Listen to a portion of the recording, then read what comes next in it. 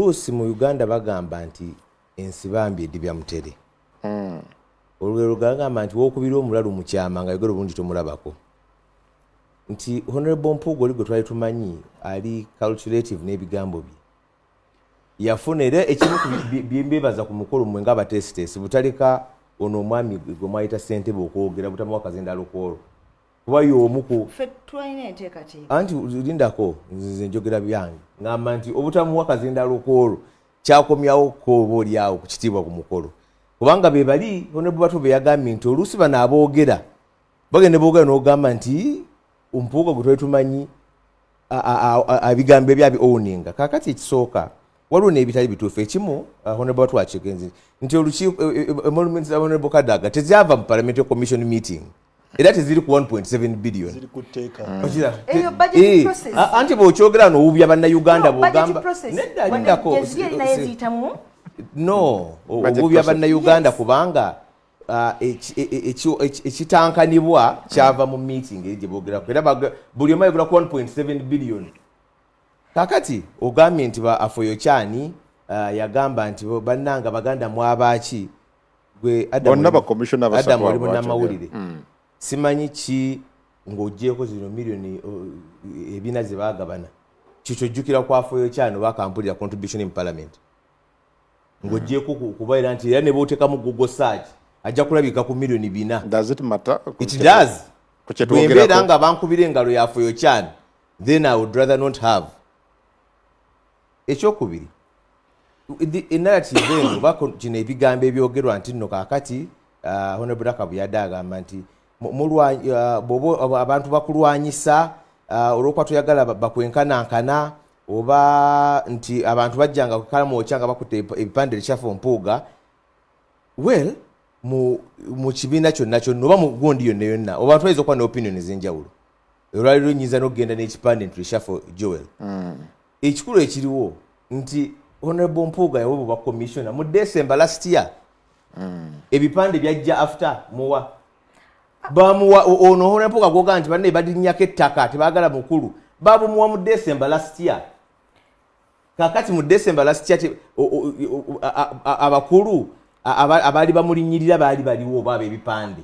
N'olwekyo nze ngamba nti tuleme kuwubya bannayuganda. Honorable Kabimbi yagambye nti Honorable Mpuuga emyaka 3 gy'ayiseemu byalabye kwegamba nti NUP mwabeeredde LOP mwabeeredde commissioner byalitabeera nko myaka 10 mu parliament mwalabidde ennaku esinga okusinga emyaka 10 nga backbencher mu myaka 3 alabye ennaku ennyo nti n'ekifo kya commissioner kibamu mu December kyatayinza kuta ate kakati kyekimu ku bimuweerera ennaku bye bagamba nti bannanga alabye ennaku omusajja asaana kwebaza Katonda. N'ekyo nze ndowooza nti najagambye tulina okubeera abeesimbu bino bya bufuzi era nze nzikiriza nti omuntu yenna Honorable Nakabuyo balina eddembe. Tolowooza nti singa ensonga za Honorable Mathias Mpuuga singa ekibiina kyali kyazikwata oba oliawo in a different manner embeera teyali sajjuse kutuuka wano weetuuse. Omanyi ekimu ku bizibu ebiriwo nakuwadde ekyokulabirako nti because clearly the party needed him and it still needs him. Point of difference yali ki ekyabawukanya kiki nakugambye nti bw'oba obadde mu Uganda ebbanga ddene wategedde nti reform agenda pafo bava ku NRM nga bagatukwata ku ssemateeka ant yava ku FDC nga bagamba nti mu strategy yammwe activism tetujagala tetwagala kuzimba structures. Kaakati bw'ogamba nti nno point of departure eriki bw'ogamba nti nno ebintu bino mwabikwata bubi olwaleero waliwo debate eri even beyond Mpuuga and NUP ey'enguzi. Walabye ababaka abamu abakwano ba Honorable Brandon nga bagamba nti oli bw'ababba nga alya nammwe ekikyo kirekaalekaleko. Kaakati eyo yoyagala emukwate bwe mutyo. Nze ndowooza nti buli wokola decision ku kintu wajja kubaawo abantu abakiraba mu ngeri ez'enjawulo. N'okuteerekedde kwetemamu kubanga clearly Honorable Mpuuga w'amaanyi ng'omuntu alina n'abamukkiririzaamu era abamugoberera. Singa akeera ku makya n'ateekinga decision kati tulemeddwa okukwatagana ne bakama bange mu kibiina kantambule. Waliwo balowooza nti ayinza okugenda n'ekibinja ky'abamemba b'enkiza bawerako nga be yagenda nabo mu TDA n'abawambabazi.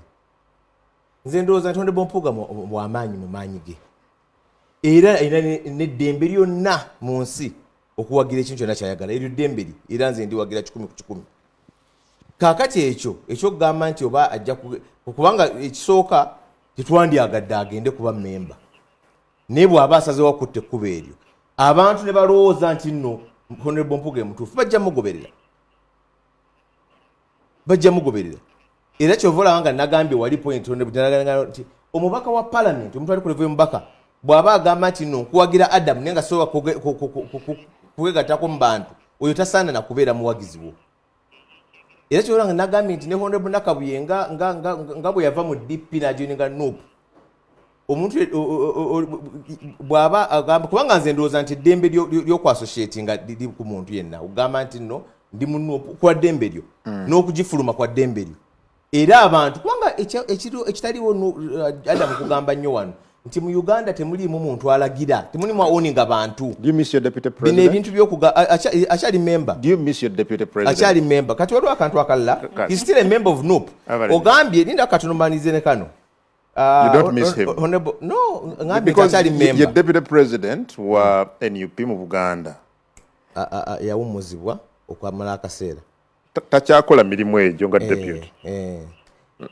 kakati bagambye nti NRM mumisinga nnyo NRM yomukuba mumisinga era ne bali nga waliwo debate bona Mpuuga bana replacing oba nedda amaloboozi agasinga okuva ne baga NUP tesana kukyusa Mpuuga gavanga mba Brandon nenkugereza akagero wano nti bowulira abasamize bawaana faaza nti ogwe twagala kuba bishop bw'abakristu omanya information honorable Katononyo kamu information nali ngoberera parliament honorable Mathias Mpuuga bwe yakwata office ya LOP ngali mu handing over okugikwasa Ssenyonyi bwe yamaliriza bwati ababaka ba parliament bonna nga tebeetemu bayimira ne bamuwa standing ovation bonna tekiri mu kikyamu ekyo ekyo kiba kyogera ku category y'omuntu gwe twogerako wano ne level kwali n'engeri gy'alabibwamu babaka ba parliament bane nga tebeekutudde omuntu yenna bw'aba ayina nga mumwebaza kyabugunjufu naddala mu parliament kyabugunjufu naye it's not just NRM nga obadde okireeta nti NRM basanyufu nnyo biki anze point yange ebadde nti abaali basinga okugamba nti tasaana kukyuka ekisooka Honorable Mpuuga akola contribution nga LOP nga Honorable Winnie Kiza bwe yakola nga Honorable Philip Wafula Ogutu bwe yakola naye ate saagala mugaye nti nno bannaye Honorable Mpuuga LOP tetunulaba nko mu Uganda otherwise mbulira myaka kikyogamba nti bannaye kino ku mulembe gwa Mpuuga kyali tekirabira nko mu parliament eno kimbulire nti tutwalaba ku Honorable Mpuuga ga LOP yakola kino tukirabangako mu parliament kimbulire kakati kimu bwekiti kanso alternative budget ndi muddemu honorable bonna bazikolanga it's actually mandatory kyateeka buli LOP alina ogikola legislative agenda bino byonna byajja ku mulembe gwe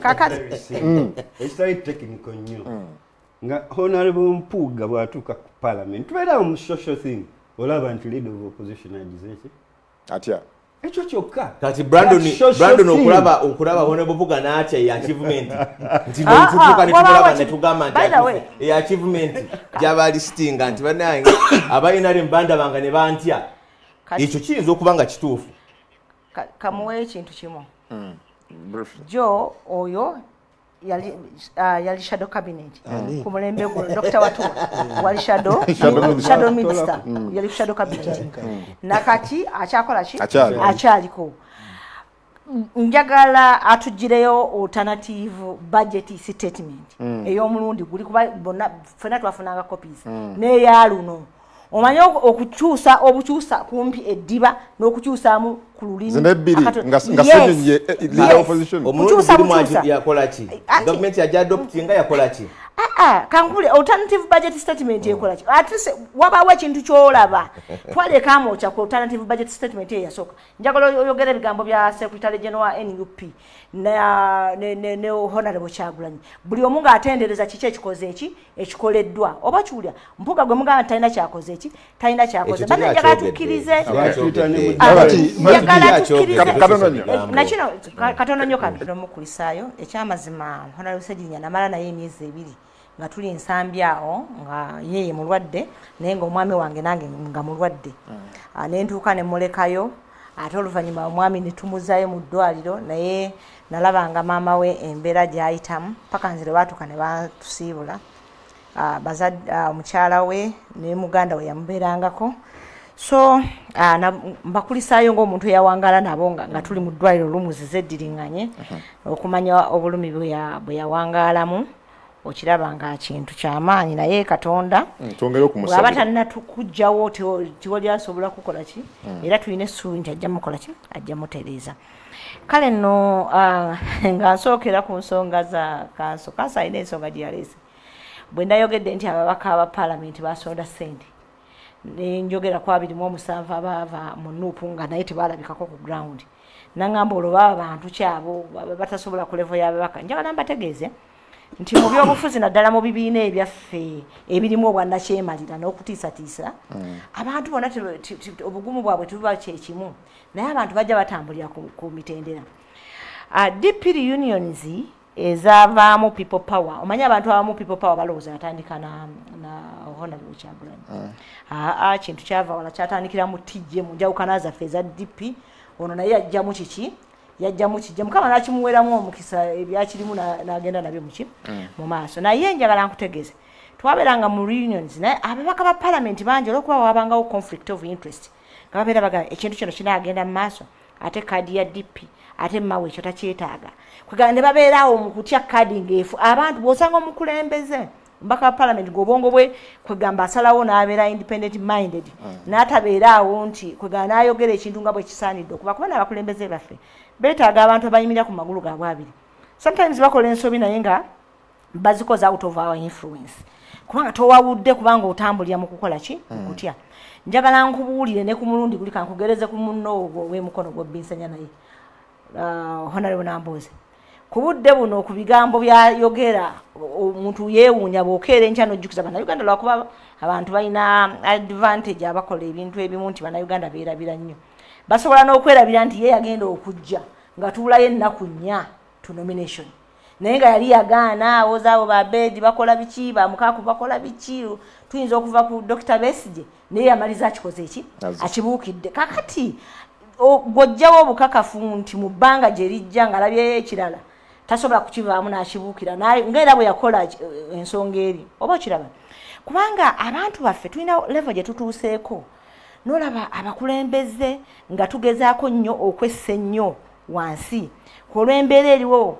kyenavudde nkugamba nti emasaka abantu ng'otunuulira okuva ku mbeera gye balimu ennyambala gye balimu nnaku zino era kangereze ku oyo omunneme muvaako ku myaka gya mukyala Nambooze omusanga ng'ayambadde ovula ataddeko n'omukono ogumu ataddeko buutu awanisa okugulu waggulu ne weebuuza nti naye omukazi oyo omu atambulira ku muggo ng'akaaba omugongo kakati embeera efaanana bweti ebyo byonna byonna n'okkiriza nti kaadi egira ekozesa omuntu naye ajja kutuuka akole ki abantu ababu ye ne mwana abasigadde n'abalala bajja bangi nnyo basobola okubeera nga era ekyo nsebo oba mugumu abantu baffe bangi nkugereza ku gw'omanyi obulungi gw'osiba otetenkanyiza ekyo genda okirondoole ojja kukiraba kakati ngenze ku kyansonga ya Dr. Watuwa ngenze n'agamba mpuuga gw'amanyi era ebitaano lwakuba ndowooza yatuuse leeti ensonga eyo nabadde nagyogeddeko dda naye waliwo ebintu ebimu nga ekintu kijja olw'ensonga Honorable Mpuuga tukize tugaane nti ebibiina byaffe bingi nnyo bigezaako okulwanyisa abantu be baba balaba nti bagenda okufuuka ensonga njagala wano wabeewo omuntu omu awakanya nti ebbanga lyonna lyonna Mpuuga lyamaze ng'avumibwa baali boogera ku bitaano waliwo n'ensonga ezabangawo nga zikutiisa n'okwogera n'ogamba abantu babeerawo batya nga akasajja keeyogeza oluzungu keyambaza obusuuti ebyo byawangalawo ebbanga ki ebitaano omaze ebbanga ki ng'obiwulira ng'oyogera mazima gyo lyabalamu naye Mpuuga omaze ebbanga ki ng'owulira avumwa naye just nti embeera ye nga just for clarity ebitaano byatandika wano mu February yes naye nga mukkiriza nti Mpuuga awe mutandikidde okuwulira oba okuwunyiriza nti waliwo ekizibu ekikola ki ekiriwo kakati sitwagala tuddeeyo tulina ebintu bye twetaaga kubanga omuntu ajja omusajja annyonnyodde wano wenyini nyini ku next media yajjawo emirundi ono akugamba takyogerangako abadde ku radios ezeja media platforms ezaki but watuwaga nti yalaba abantu babiri Mpuuga oli n'Empuuga gwalaba kati baawukana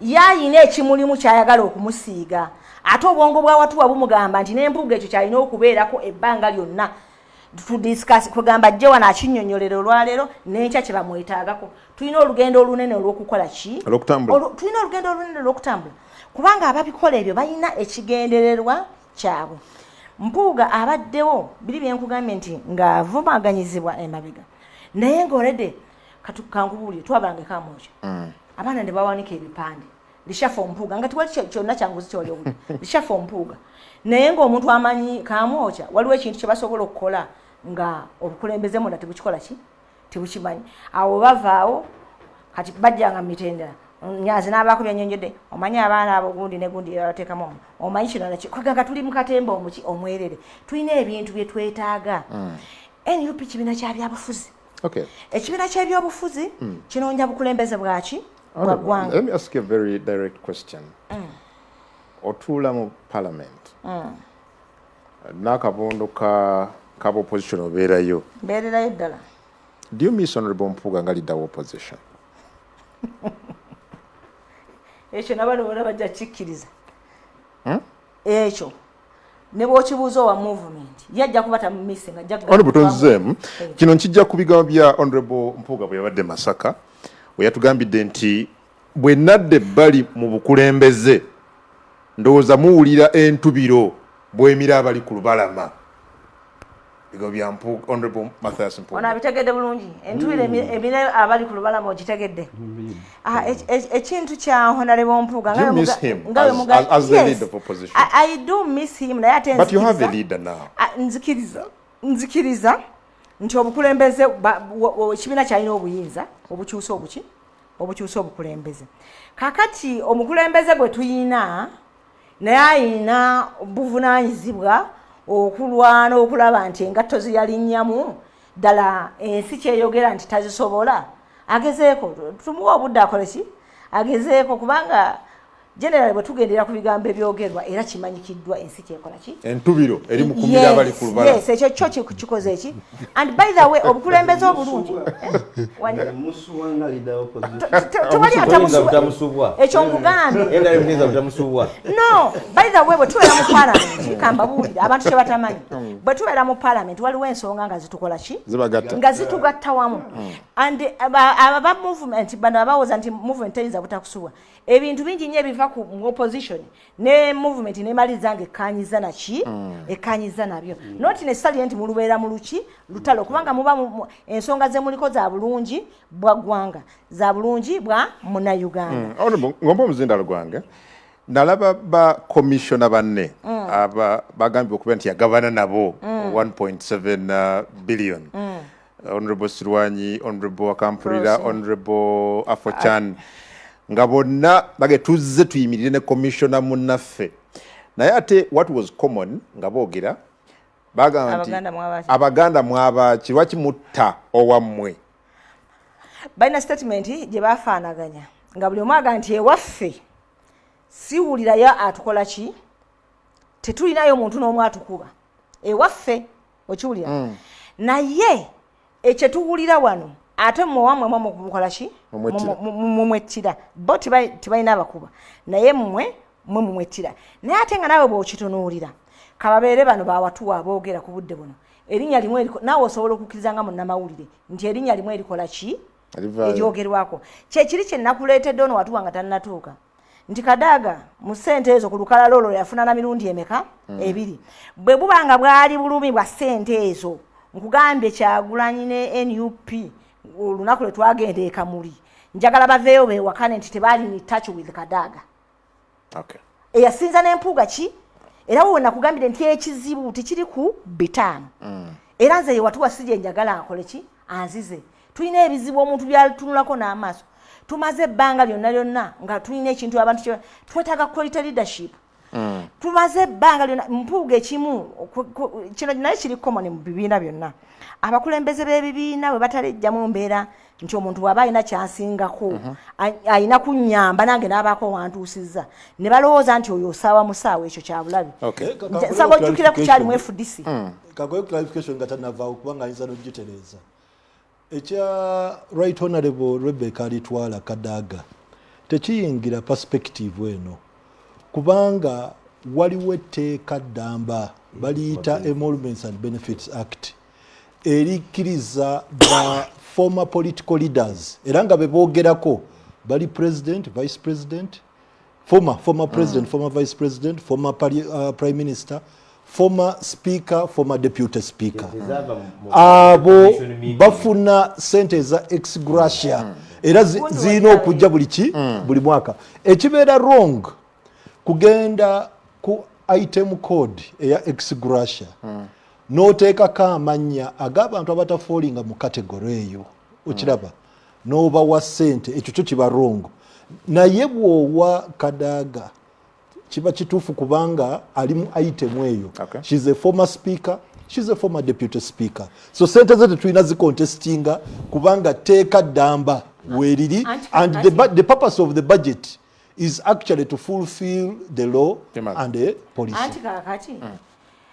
Awo wenyini ono baka wa parliament ekyo kyenyini kyali kiviiramu muki mu parliament si bweru oba kiwula kyengezako kugamba nti anti bano bali entitled okufuna ABCD lwaki tukigattika na kino nooli ekyokugamba nti kyampuga kyekijja ekyo ndowooza nabo tikiriko kubaganyako birowoozo nammwe nga bannamawulire ekyo mukikola ki mukimanyi era kyekigenda mu maaso naye kyengezaako nga maliriza mbadde nkuwa ekyokulabirako ky'omu FDC mujjukira bulungi olutalo olwaliwo wakati wa Jeno Muntu ne Kano Kiza Besigye olutalo lwasooka nga lubeeranga olw'omunda ng'era bino bobadde obiraba bya NUP Kano Kiza Besigye n'awagira Amuriat nga wamukola ki olwa muntu kiki yalaganga na biki bye bayinza omusuubira mu kyenkugambe kiri ekyokulwanyisanga abantu betulaba nti balina mu ki ensa lwaki mulowooza nti ebibiina olina bikulembera n'abantu boyina kuba nga bakuli nnyo wansi kakati ate Katonda bw'aleeta ekizibu ate n'obeera nga naawe osangiddwa nga obukulembeze bwo naawe oli wansi kakati ate gwe oyagala bakuliwa embeera efaanana bwetyo naye Jeno Muntu yatuuka ne bamuyita more n'agamba nti just a matter of time tulabe ki naye kati ebiriwo ebigenda mu maaso byebyo naye nze ku nsonga eyo yennyini Abannayuganda mbagumya bugumya nti Oweekitiibwa Mathias Mpuuga abantu abamulabamu ensa tituyinza kukkiriza kumufirwa mu mbeera efaanana bwetyo kyekifaananyi ekyo kiwalabye luddawa e Masaka ate ne nkugamba nti mukkirize nti waliyo abantu aboogerera mu ki mu ngero engero ze analysis oyinza okukolera n'omanya nti ki nasirikaalira imina bwafanze n'embeera ali bwenti kitegeeza nti siri kunvaga webale Kanso Musisi clearly okusinziira ku babaka bano beboogedde olaba nti ekibiina kyo mwova kiringa ekisubwa ennyo experience amagezi obukozi n'endaba y'ebintu eya Honorable Mathias Mpuuga yakifuluma yennyini mu bigambo byagamba ndi fonda wa NUP era sina gyendaga kati yakifuluma akyakolanga bwakolanga mu mugobaganyiza gwamwogerera omanyi kakati njagala okukkaanya ne Honorable Batuwa bwe yagambye nti ng'eriyo kati akagambo kalyadda kaddadda kakati Honorable ono ne Kanso bavunaanizibwa ku ebyo ebiriwo kati batya abaana balina ne ttiimu nga yeri train kuvuma bano aba NUP balina abaana abatawa bantu bakulu kitiibwa era nze bwe enkya nja kwewuubako kompulize mu kooti oyo ayagala okuba MP bamusibire ddala kubanga n'obwa kansala tabusobola statements tabusaana statements ze abantu abeeyo kyengero oba mwegendereze agambye owambye Mpuuga gwe wamulonda omuwamba otya nga b'omuwamba yalondebwa abantu abangi. So that indiscipline n'abo Honorable Seggona they are testing bavumanga abantu abaana abo ng'abantu abakulu mu bitiibwa byabwe twali agamba ku baana. So akakyama mu buto amamera bwe bati bagamba bw'okagolola kamenyeka. Ffe twalina jeno waffe omanyi ebyamagye bizibu nnyo abantu basoma ne babagoba. Ffe twalinayo decorated general waffe ebisoge nga bamuyita general Bijirwa. Ne bamulwanisa obwa general waffe buno bwe yeefunaawe kamuli n'ebisoga ng'era nze bamulaba mugamba jamba afande baakuba Bijirwa paka Bijirwa bwe yawanika ki emikono. So nti embeera eyo abo abaana basobola okuvuma. Lumu natambulako ne Manjeri wali ng'akyali mu kyebakutika nga bamuwa ekifo ekitaliiyo nti deputy whip. Omukulu w'amateeka we yajja kuwe nga tekibanga naye okwo. Amugamba yamyuka Dambeshe. Lumu ntambulako okwo naye. Actually twali tugenze kuziika Honorable ono yali akola ku CBS Katulu Bwama. Abaana ne bamuyisaamu nti ennaku zino baziyita gaali. Ne bamuyisaamu baba yali Jupiter oba Hero naye bamuyisaamu eggaali. Ne mpitako omu ne mugamba lwaki temuwa abakulembeze bammwe bitiibwa mumulinde mumuggyeyo n'akalulu. Abaana beeraliikiriza bamemba ba paalamenti baabwe. Nze Katonda yanyamba nti na relationship almost with every member of parliament yabo. Naye babeerawo ne bakwata amatama kale kanso nze ndi kutumanga tutunabakudde eno Mpuuga agenda kwesimbawo ani ono principal mujjukire nti mwajja abantu ne babaaniriza n'emikono open hands. So bwe mutaterera generation eyo okuvuma abaana of course kiba kizibu okuba controlling naye okuba engaginga mufo ekyo gende out there mutandika okuba Museveni takoze kino aluddewo nnyo neze empisa agenda ozibateekamu. So to me that's a very big problem. Okay. Babatandiseeko bennyini bannakazaala nga batandika ogamba n'abaana bavuma bwoti bwabakuza. Well, Honorable Batwa, ebyobufuzi by'okulumba n'okulwanyisa abo bemutakkiriziganya nabo nga kyebakoze mukirabanga omusango omuwaabe bitutwalawo nga tuyingira 2026 ng'okijja ku attacks eziri mu kukolebwa bagendewa Honorable Mpuuga. Okusookera ddala tutegeere era tukkirize nti omubaka yenna and most important oyo aspiringa okubeera mu maaso mu kuvuganya okwa opposition kyosinga okwetaaga ye confidence ey'abantu nakyogedde era nkizeemu era nga wano njagala kukikonekita kubanga abali mu maaso bw'ayonooneka oba bw'afunako akamoga akabi abamuli emabega mwenna mumufaanana ne babatwala collectively. Nti Right Honorable Mpuuga bw'amaliriza ekisanja kye eky'obwa leader of opposition nadda ku mabbali n'aba commissioner awo nali mumanyi era nga y'oli watandikira okukyuka mu kulaba okwange gwe mukolo ogwaliwo mu kaseera ako nga ebitongole ebyenjawulo bitwala ssente okufandinga Kabaka Run. Leader of opposition n'atwala contribution ye I may be put right naye erabika ali abukadde 25 ng'awerekeddwa ab'opposition. Enkeera nga leader of opposition yakavaayo could have been immediately enkeera obanga wayisewo olunaku lumu oba bbiri next day. Speaker owa parliament ya Uganda naye n'agenda atwale ng'awerekeddwako aba NRM. Naye commissioner owa parliament rightfully yamuwerekera which was okay. Kyengamba nkiri rightful okiraba okumuwereka siyinza kukola ki siyinza kukiwakanya nti kyali kibi oba kyali kifu oba kyali bwe kiti. Naye ndabanga omuntu aspiring okuba mwagondero Honorable Mpuuga kyayagala okuba ebintu ebimu bwe bityo ogezaako okubyewala okiraba nze bwekyo bwenkiraba kuba ndi opposition ndi opposition. For example waliwo obuzibu commission okuwerekera ku speaker wa parliament. The day before Right Honorable Joel Senyonyi, leader of opposition, agenze tobadde mu entourage eyo naye obadde mweri ya speaker. Definitely mu community yaffe ya opposition gyoyogera ne bakuba mu ngalo nti oyogedde abakwaniriza era ne bajja woli kwogera nga tobatadde mu bus berese bokka balina engeri gye bakusuubira okuba bw'oyawukana bwoti nze ntandika okubuulira w'ekituufu nti tokyafaanana kyo wali okiraba ekyaddako ki rwani n'etandika ne batandika okudduka nali ku TV saagenda naye nina ebigambo oba luyimba lunalaba abaddusi lwe bajja bayimba ate bw'oba otunuulidde Right Honorable Mathias Mpuuga olaba nti stronghold eri mu Buganda muno era bw'oba omwevaluatinze nga bwe namwevaluatinga how strong he can be singa aba avuddeyo ku bwagundi okuvuganya ku bigger office olabira ddala nti alina foundation eri prospective nti alina emirandira mu bwakabaka obwa Buganda.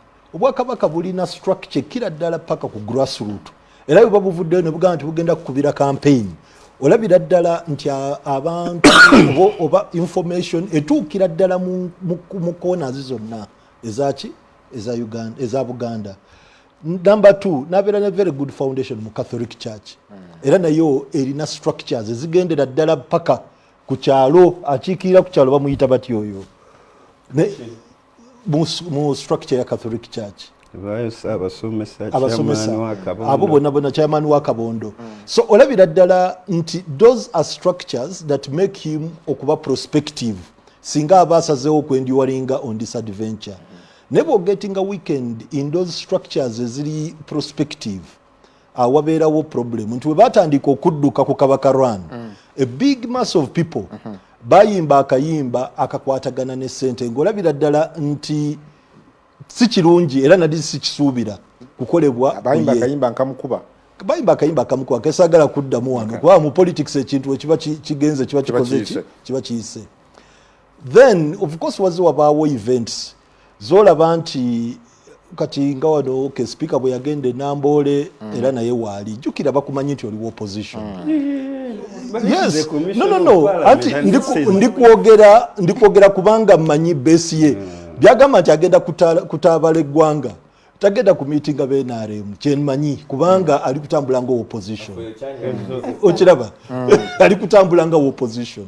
Kakati opposition bw'atuula ku radio oba sole bw'atuula ku TV n'alaba amawulire n'akulaba n'alaba ne booli nabo atandika okuprofilinga. Njagala okubuulira opposition leader gw'otwala nti w'amaanyi bw'agenda n'akola handshakes n'abamu ku bakulembeze tojja kuddawo kujustifyinga nti bano bakulembeze n'abakulembeze. The public will lose trust. Raila Odinga Kenya yavaayo najja Uganda wano ne munne Ruto ne bakola handshake ne balambula faamu wamu ne President Museveni bikika ki ekivuddemu. Tuli kulaba finance bill ebadde yisiddwa mu parliament ng'okwekalakaasa kubaddewo okw'amaanyi naye ng'abeekalakasa tebaagala politician yenna. Kitegeeza people are losing confidence mu bantu bano era bw'oba tolina confidence y'abantu tolina by'oyinza kwogera ensi neewulira. Tolina ajja kuwuliriza, tolina ajja kugoberera, tolina ajja kuleka mirimu agambe nti n'atambula ajja kuŋŋaane w'oli. Teri obeera harmless, obeera on your own. Okiraba obeera ebanga dreaming sagamba dreamer naye something close to that. Era nga bw'oli kulaba nti ne Kenya Raila Odinga kye yakola wano wamu ne Ruto nga bali ne President Museveni nti tufunye abeekalakaasa abataagala ba politicians abali ku identifying as Generation Z. So nze ndaba nga entambula gy'atambudde wano nga yakava ku bwa leader of opposition ne shade gyali tambulira moso at a time nga DP which was a very strong party of opposition where DP belongs bali kulaba nga president waabwe ali wamu mu cabinet.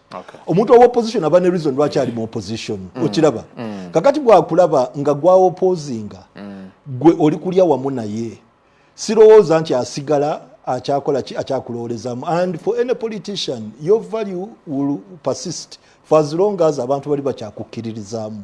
The moment webalekera okukkiririzaamu, that's it. So kyovolaba nti bw'otegeka function common man n'atajja leka bano kubanga abamu mu bano tebalonda. Abalonda balonda. Naye common man yatera okulaga your political strength. Yatera okulaga whether you're on the right direction or not. So bw'okola rally bano abayimirira awo ne bataba mu bungi gundi eno beekwata kano ka drone bekakwata mu bungi bwe babanga si bangi tebakuwa gundi.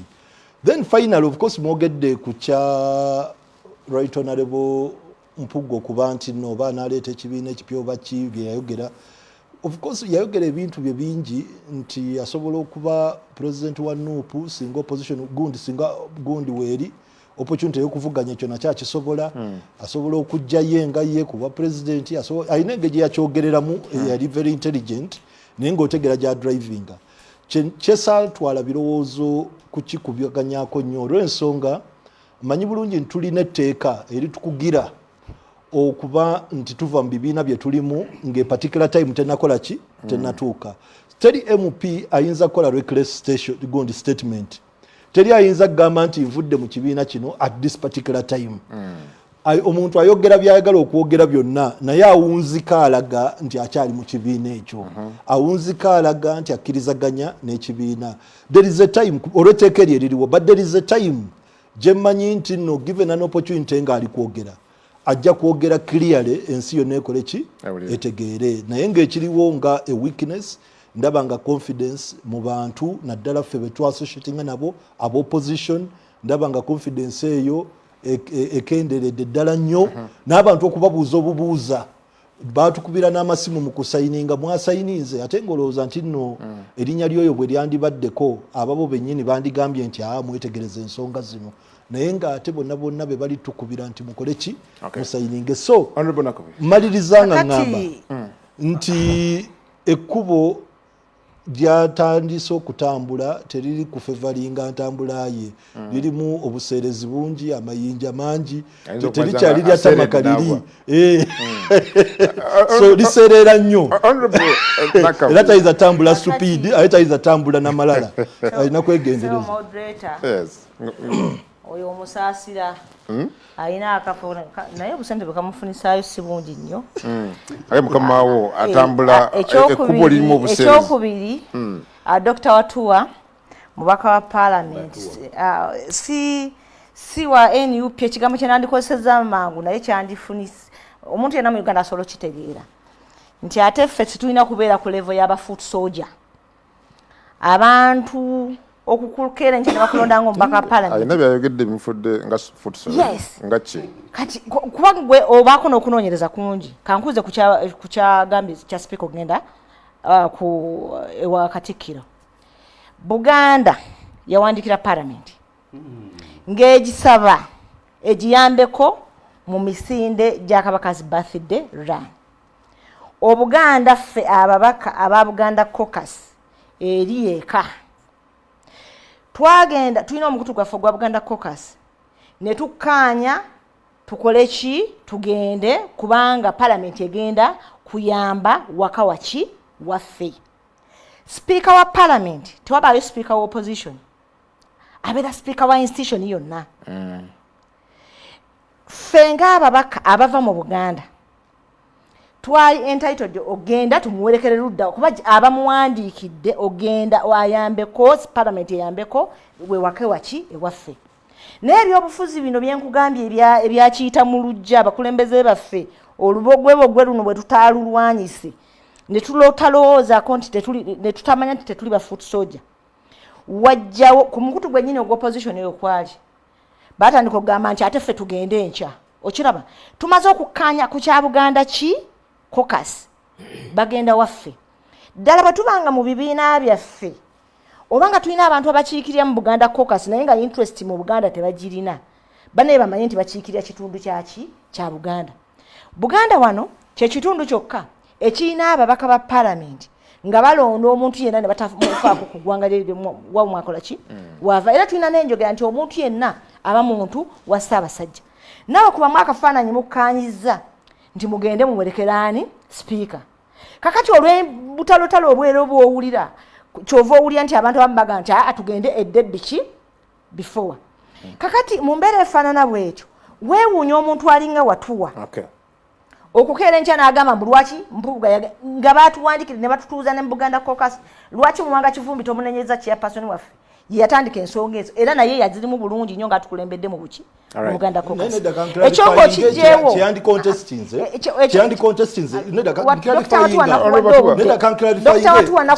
clarification eryoke wanga oli waba kwotinze bubi ngamba the difference is okugenda ne Ssenyonyi noddamu n'ogenda ne speaker. That is one scenario. Oba noleka Ssenyonyi agende yekka n'aba opposition bali nabo nga nawe oli opposition ate gwe n'ogenda ng'ogenze ne speaker yekka. Kyengamba nti batch perceiving abantu baffe aba opposition banyonyamu bulukwata bunyonya mbena. Tuli bakulembeze ekyalinga ku mikutu mugenda mutyano mugenda mutya naye Buganda ye yayise. Ekyokubiri njagala kumma wano wabeewo omuntu atugamba nti talina kyalaba ekibiina kyaffe engeri gye kitaddewo oluwonko olunene n'Obwakabaka bwa Buganda. Ekyo njagala kummwe oli aveeyo nti talina kyakola ki. Ffe tuli babaganda tulina obulumi bwe tukuba tukola ki. Ekibiina tukyagala yes. Naye ate neeka gye tuva naye tukola ki twagalayo. Kati bw'olaba ekizibu kye batutaddemu n'owulya bano nga balinga abapika omuliro nti kyemukola kiki kyemukola nga bamanyidde ddala kigenda tusuula mu ki ntwala kulwanagana kuno gwe tulaba. Okulwanagana kuno kankubule kwe tulina ogenda n'onenya abantu abo naye Abaganda bagamba gufiira ku muki ku mugumba. Lumu kanjogere ku pulezidenti wange Lumu yali ku Radio Simba. Amuze gufira ku mugongo. Yeah. Lumu yali ku Radio Simba. President wo? Yes. Okakatambika atambula nnyo ate nawe osobola okulaba nti kino kye editing oba si kiki. Ne bamubuuza naye abaana nga bayitiridde okuvuma. Yagamba bavuma buvumi kati bongerako okukuba. Nga ne body language gy'akozesa ku waliwo lwoga nti omuntu ono ekyo kankireke. Nga ne body language yokayoka weewuunya. Bongerako kukola ki? Tuyina ekintu kye tuzimbye bassebo ne bannyabo ekimu ku kyabeezezza omukolo gw'ekitiibwa Mpuuga kye bataagala kumanyaako. Era nze nakikakasiza nti abantu beeyisa mu mbeera ey'oyo gwe bakola ki gwe bagendeddeko. Mwalabye abavubuka babaddeyo bangi. Ne bameka abakoze fujjo. Twavudde ffe tubadde n'emikolo gya NUP ne weguberako abantu batono bameka. Enkera muba mumanyi mugenda kuliwa Massimo. Honorable nabbi banzibyeko essimu nego batagibbyeko afuna ekyokwogera ebitabaddewo luddawa naye ti omukolo mwade mugulaba mwalabe nga tikuliko bavubuka kakati mu mbeera efaanana bwetyo eggwanga tuli wa bukulembeze eki abaana beeyisanga naffe bwe tukola ki jojo wabatandikira twetaaga obukulembeze obulimu ensa quality leadership tosobola kubeera nga abantu obatwala mu mbeera efaanana bwe buli omu amanyi alina kubeeyisanga bwe ogenda n'okulaba nga n'ababaka ababadde abategeevu tusooka otunye basiniyazi baffe ogenda okulaba nga nabo batandise okumenyeka batambula bamenyekamu nabo babayisaamu eggaali eyo oba biri eno mu bendobendo ly'e Masaka nabyo gyebiri ankugambye mu NUP bw'olinnya ku mmeeza awo ekyo kyolina okukola tuwonye lopo w'amataayi ow'oluzungu kati twagala gambutusi kulinnya ku mmeeza by'ebigambo ebiri common by'ebigambo ebyogerwa kati era eggwanga awo tulikoze eki twetaaga bukulembeze bwaki naye nga mmaliriza kantu katono nnyo kwenye ensonga mbadde njogera ku ekitiibwa Sseggona Oweekitiibwa Sseggona y'omu ku bavumiddwa ebbanga lyonna mu NUP abadde ye yali aziriwa buli wava ku Mpuuga bakwata ani Sseggona ekyo kikulaga nti waliwo kirasi y'abantu Sseggona ku mirimu gy'akolera Council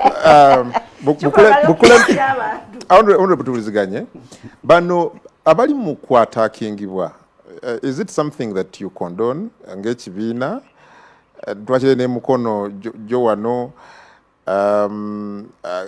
as a member of the party ate munnamateeka bino obiraba otya? Ekisooka ekibiina kye ndimu ate nga ndi memba ayina amatu mu buli wamu sirifunangayo poliisi egamba nti baataakinge omuntu yenna sikirabangako. Ekibiina kye ndimu mmanyi nti kirimu endowooza ez'enjawulo nga political dispensation ne bwe ba family ne mu family mubalemu gye tuva ab'eddoboozi ekkangufu wabeerawo aboogera empola mpola, waliwo abakakkamu, waliwo aboogera nga bakangudde ku ddoboozi. Sirabangayo poliisi ya kibiina ekyogera ekyo, era sirabangayo poliisi ya kibiina ebaaniriza. Era n'akawayi kano ono ssentebe w'omukolo yategese omukolo ogwo yeyogerako ebigambo ku mpewo nga mpawayiriza. Nze kye nakola ng'omuntu omugunjufu ne mukuba mu mbuga z'amateeka. So ebigambo singa mpa ng'alimba. So kati abalimba oba aboogera ebintu ebitali bya buvunaanyizibwa bayinza okubeera ku njuyi zonna. Nga tetunalaba kibiina nga kivaayo okunenya ebikola ebyokwataakinga abakulembeze bano. Nze sirowooza nti we've not had any statement okuva mu kibiina nga banenya abavubuka bano bali mu kola attacks. Ekibiina kifulumya statement ku buli kintu ekibaddewo. Okay, eno nsonga ntono nnyo teyeetaaga attention ya kibiina. N'ekibiina ekiri mu buyinza ekya Honorable Brown kyayogerera kyafulumyako ku statement ya sijja nakukyogera ekyo naye kantu katono nnyo Adam kamalirize point yange. Lindako kano kasonga katono nnyo tekeetaaga kibiina kuvaayo kukyogerako. Nze sirowooza nti buli kusoowagano kwadde mu kibiina ekyo kirina kufuna mu position.